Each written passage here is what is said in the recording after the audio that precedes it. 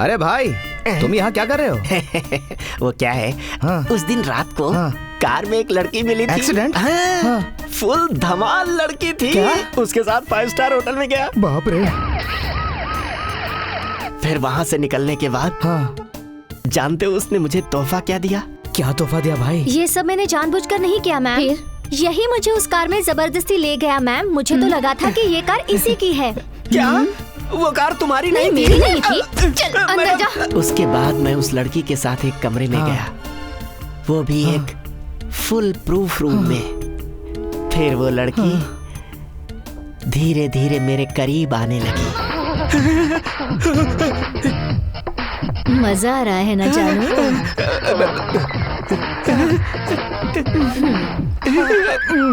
उसके बाद मेरे हाथों को रस्सी से बांध दिया। मर गया। क्यों रे?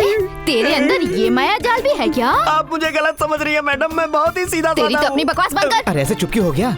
बताना उसके बाद क्या हुआ? रोड से लड़कियों को पिकअप करता है तू? वो खूबसूरत लड़की भोले भाले लोगों को फंसाती थी। क्या बात कर रहे हैं? सही कह रहा हूँ। फिर मुझे वो बाथरूम में लेकर गई। जल्दी बता आगे क्या हुआ? मैंने कुछ नहीं किया, ऐसा मत कीजिए, मर जाऊंगा मैं। अभी बताती हूँ। मैं सच कह रहा हूँ, मैंने कुछ भी नहीं किया। तूने कुछ नहीं किया ना? मैडम, कमिश्नर साहब आए हैं। वो कहाँ पर है? सर वो अंदर है सर। चलो। सर, हाल ही में इसी इलाके में 5 मर्डर और 6 रेप हुए हैं, तो पब्लिक पूछ रही है कि इसके लिए आप और आपका डिपार्टमेंट क्या कर रहा है? सुनिए, हम 1 महीने में उस अपराधी को पकड़ लेंगे। अगर हमसे ये नहीं होता तो हम सीनियर से बात करेंगे और ये केस स्पेशल स्क्वाड को सौंप देंगे। वो मर्डरर या रेपिस्ट जरूर यही हो सकता है। आज से तुम दोनों अपना सारा काम छोड़कर इसे फॉलो करो और इसकी सारी एक्टिविटी को कैमरा से शूट करो। वो किस लिए सर? पहले जितना बोला उतना करो। सर भाई, तुम्हारे साथ इतना कुछ हो गया और तुमने कुछ भी नहीं किया। अगर मेरी जगह पर तू होता तो ये सवाल नहीं करता।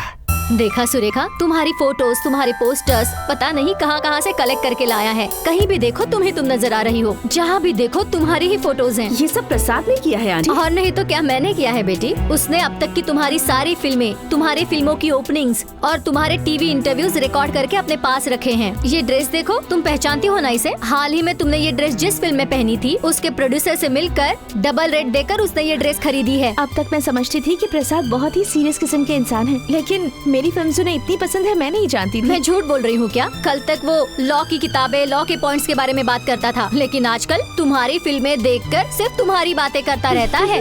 लॉ की किताबें आजकल उठाना ही भूल गया है वो। अरे बेटी, तुम्हारी सारी फिल्मों के सारे डायलॉग्स उसे याद हो गए हैं। सच में बेटी, वो तुम्हारा बहुत बड़ा फैन हो गया है। सिर्फ वो ही नहीं, मैं और हमारे घर के सारे लोग तुम्हारे फैन हो गए हैं। हाय सुरेखा। हाय प्रसाद।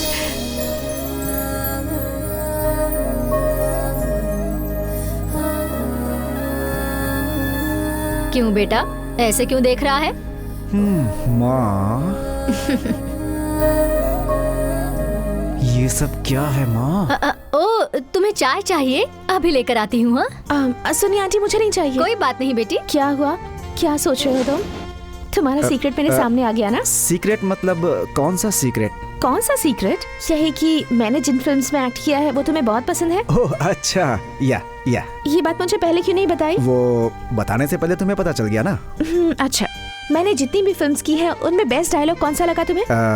बेस्ट डायलॉग मतलब सभी best dialogue? No no no, तुम्हें सबसे अच्छा डायलॉग कौन सा लगा? सबसे अच्छा डायलॉग मतलब उस फिल्म में स्टूडेंट लोग अपने हक के लिए बहुत ही शानदार डायलॉग बोलते हैं। मैनरिज्म वाला डायलॉग? हाँ वही। मुझे भी बहुत पसंद है। मुझे भी बहुत पसंद है। एक बार वो डायलॉग सुनाओगी? तुम्हें आता है तो मुझे कहने क्यों कह रहे हो? तुम बोलोगी तो ज्यादा अच्छा लगेगा। नो, तुम ही कहो। जरूरी है क्या? मेरे जैसे एक्ट करके बोलना पड़ेगा। एक्ट करके बोलना पड़ेगा मतलब? प्लीज मेरे लिए। मूड नहीं बन रहा है तो बनाओ ना। बनाकर कहने के लिए भी तो मूड होना चाहिए ना। Don't act smart here. तुम्हारी मम्मी ने मुझे सब कुछ बता दिया है।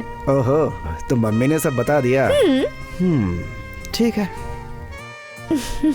सब कुछ तो बता दिया, अब सुरेखा के बारे में कुछ बताओ। सुरेखा,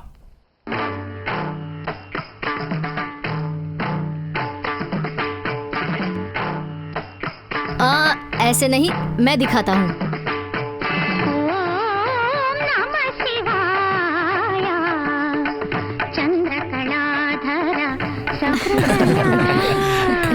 बहुत अच्छे,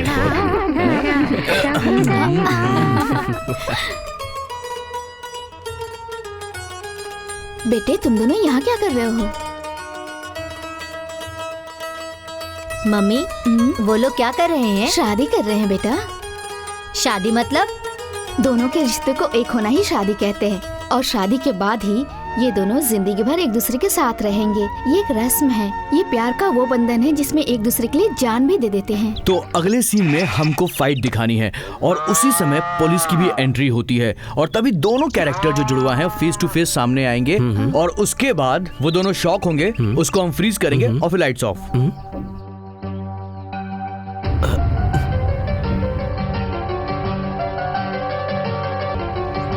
ये क्या है? कहाँ से मिला? मुझे नहीं मालूम, आदि ने पहनाया। बेटे ये तूने क्या किया? तुमने ही तो कहा था ना मम्मी, इसे पहना देने से शादी हो जाती है, इसलिए हम दोनों हमेशा साथ में रहे। मैंने इसे ये पहना दिया। मैंने तो ऐसे ही कह दिया था, तो तू ऐसा ही करेगा? क्यों ना करूं? सुरेखा मुझे चाहती है, मैं सुरेखा को चाहता हूँ। सुरेखा के लिए मैं अपनी जान भी दे सकता हूँ मम्मी। हम दोनों हमेशा साथ में रहना चाहते हैं, इससे बिछड़कर रहने की मैं सोच भी नहीं सकता मम्मी। ये सच है कि हर एक की जिंदगी में अंधेरा आता है, कारण जो भी हो, लेकिन सुरेखा और उसका परिवार गांव छोड़कर चले गए और हम दोनों एक दूसरे से बिछड़ गए। उसे रोक लो मम्मी, मैंने और सुरेखा ने एक साथ रहने का फैसला कर लिया ऐसे है। जिद नहीं करते बेटा। मुझे तुम लोग नहीं, सिर्फ सुरेखा ही चाहिए। ठीक है, सुरेखा तुझे जरूर मिलेगी, लेकिन अभी नहीं। बड़े होने के बाद तू अच्छे से पढ़ लिख कर डॉक्टर, इंजीनियर या अपने पापा के जैसे डायरेक्टर बन जाएगा, तब हम दोनों तुम्हारी शादी करवा ठीक देंगे। है, जो तुमने कहा है वैसा ही होगा, लेकिन सुरेखा के पापा से भी बात कर लो मम्मी। नहीं बेटा, चुप नहीं, उसे रोक लो मम्मी। सुरेखा। सुरेखा के चले जाने के बाद मैं अपने आप को तन्हा महसूस करने लगा। कई दिनों तक उसके ख्यालों में खोया रहा। कुछ दिनों के बाद मैंने अपना गांव छोड़ दिया, दूसरी जगह गया ताकि उसे भूल जाऊं। उसी गांव में गया जहां लोग वो गए थे।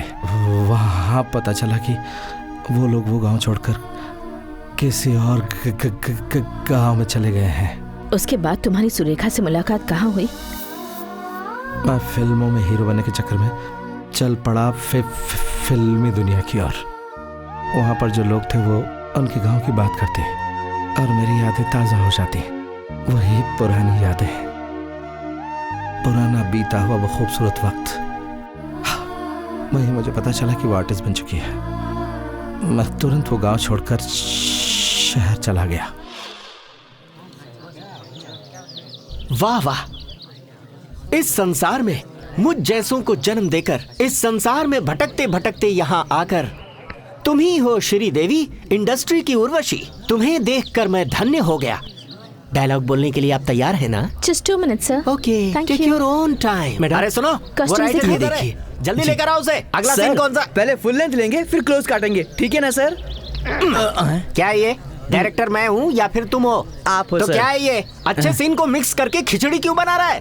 ए, मेरे हाथ में सिर्फ एक ही फिल्म है, मेरे गांव का टिकट मत कटा, मुझे डायरेक्शन करने देना। जी सर। क्यों टांग अड़ाता ठीक है है? सर। जा अपना काम कर। जी सर। चले यहाँ से। सर, न जाने ठीक है। कहाँ से आ जाते हैं सीखने के लिए। अरे सुनो, सेटिंग लाइट्स सब रेडी सामान करो। भिजवाओ, जल्दी करो। और सुनो, और उसको बोला गाड़ी वो सेट भेजने वहाँ के पे लिए बढ़िया से लगाओ। अरे जल्दी गाड़ी क्या कर भिजवाओ रहे हो? यार। दूसरी जल्दी लिपस्टिक करो। तो इससे डार्क शेड। शॉट का टाइम हो चुका है।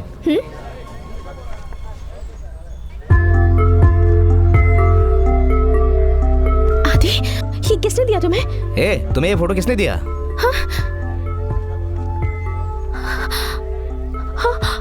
आदि? Oh God! आदि? आदि? सच में तुम आदि हो? I just can't believe it. आदि? ए टीना, बचपन में जिसके साथ मेरी शादी हुई थी, ये वही है। आदि, I'm so happy. कितने सालों बाद मिल रहे हैं। कैसे हो मैं तुम? ठीक हूँ।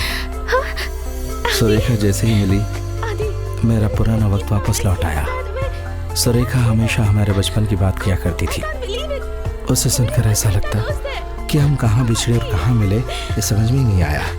चलो मेरे साथ चलो। उसकी बातों में तुम्हें पता है मैं कितनी खोया हुआ मैं उसके साथ चल पड़ा।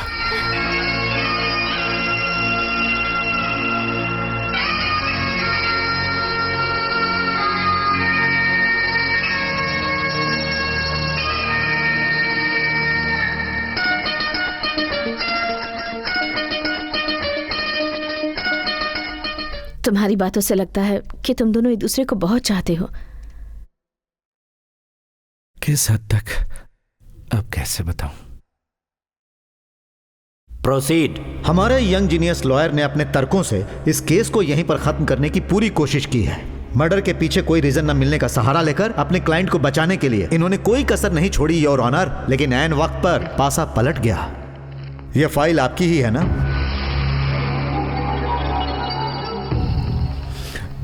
मैं आपसे ही पूछ रहा हूं, आप इधर उधर क्या देख रहे हैं? यह फाइल आपकी ही है ना? मेरी है। ये फिल्म की स्क्रिप्ट है ना? हैंड राइटिंग तो बहुत अच्छी है। अब नींव इतनी अच्छी है तो इमारत कैसी होगी? ये कहानी तुम्हारी है ना? जवाब दो, बोलते क्यों नहीं? कहानी तुम्हारी है और मुझे बताना पड़ रहा है कि तुम्हारी है। कोर्ट का टाइम बर्बाद मत करो। बताओ, ये कहानी तुम्हारी है ना? जी हाँ। हाँ, वेरी गुड। तो ये कहानी तुम्हारी है। ये वीसीडी के फिल्म की कहानी और तुम्हारी लिखी हुई इस फिल्म की स्क्रिप्ट दोनों एक ही है ना? ऐसा कैसे? इस वीसीडी में तो राइटर का नाम के नरेंद्र राव लिखा हुआ है, इसमें तुम्हारा नाम क्यों नहीं है? जवाब दो, तुम्हारा नाम इसमें क्यों नहीं है? मतलब स्टोरी तुम्हारी और नाम किसी और का, यही है ना? इन्हें जवाब देने के लिए बोलिए। तुम मत बताओ, मैं ही बता देता हूं। साल का सबसे सुपरहिट फिल्म देकर दर्शकों से करोड़ों कमाने वाले के नरेंद्र राव, उन्हें जो नाम और शोहरत मिला वो उनका नहीं है। इस कहानी के सही हकदार ये हैं। हालात की मजबूरी कहें या धोखाधड़ी की वजह से कहें, दर्शकों को छोटी फिल्म परोसने वाले नरेंद्र राव का खास था ये आदि। इसकी कहानी से नरेंद्र राव रातों रात सुपरहिट हो गए। कहानी पर मेहनत किसी और ने की और नाम कोई और ले गया। दर्शकों ने उन्हें सर आंखों पे बिठा लिया। जो नाम और शोहरत मुझे मिलना चाहिए था वो मुझसे छीनकर वो ले गया। इसी बात से परेशान होकर बुरी तरह बौखला गया ये आदि, और इसी के कारण जगन्नाथ राव से इसकी जबरदस्त लड़ाई हुई और गुस्से में इसने जगन्नाथ जी को वहीं मार डाला। अदालत के सामने सारी सच्चाई क्यों गई? और ऑनर बैठिए ना। इसीलिए भाभी, कहाँ जा रही हैं आप? दरख्वास्त है कि आप जल्द से जल्द अपना फैसला सुनाइए। That's all your honour.